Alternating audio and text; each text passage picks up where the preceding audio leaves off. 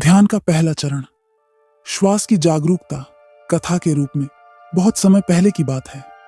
मगध के एक छोटे से गांव में सूर्य केतु नाम का एक युवक रहता था। उसके पास धन नहीं था, पर मन में प्रश्नों का सागर था। वह हर समय सोचता रहता, मन इतना अशांत क्यों है? सुख आते ही क्यों चले जाते हैं? एक दिन उसने सुना कि वन के पास पीपल के वृक्ष तले तथागत भगवान बुद्ध अपने शिष्यों को ध्यान का मार्ग सिखाते हैं। सूर्य केतु का मन वहीं खींच गया। अगली सुबह वह वन पहुंचा। वहां शांति थी, पक्षियों का मधुर कलरव, पत्तों की सरसराहट और मंद समीर। बुद्ध शांत मुद्रा में बैठे थे। सूर्य केतु ने प्रणाम किया और बोला, भगवान, मुझे ध्यान सिखाइए, मेरा मन बहुत चंचल है।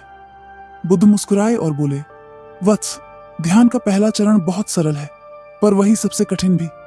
पहले श्वास को जानो। उन्होंने सूर्य केतु को एक पेड़ के नीचे बैठाया। सीधे बैठो, आंखें बंद करो, कुछ बदलने का प्रयास मत करो। केवल यह देखो, श्वास भीतर जा रही है, श्वास बाहर आ रही है। सूर्य केतु बैठ गया, पर कुछ ही क्षणों में उसका मन भागने लगा। कभी घर की चिंता, कभी बीते दुख, कभी भविष्य का डर। वह घबरा गया और बोला, भगवान, मेरा मन तो रुकता ही नहीं।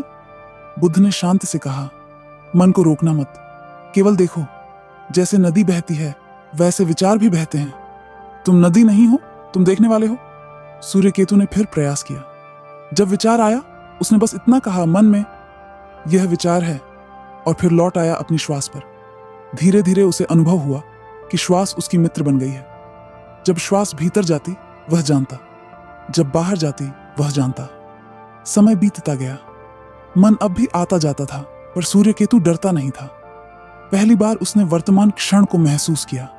ध्यान के अंत में बुद्ध बोले, वत्स, यही ध्यान का पहला चरण है, जागरूकता। जब तुम श्वास के साथ जागरूक होते हो तो जीवन स्वयं शांत होने लगता है। सूर्य केतु की आंखों में आंसू थे, दुख के नहीं, बोध के। उसे समझ आ गया कि ध्यान कोई चमत्कार नहीं, बल्कि स्वयं से मिलने की यात्रा है। उस दिन से सूर्य केतु रोज बैठने लगा। वह जान गया, ध्यान का पहला कदम शांति नहीं, बल्कि शांति की ओर पहला सचेत कदम है।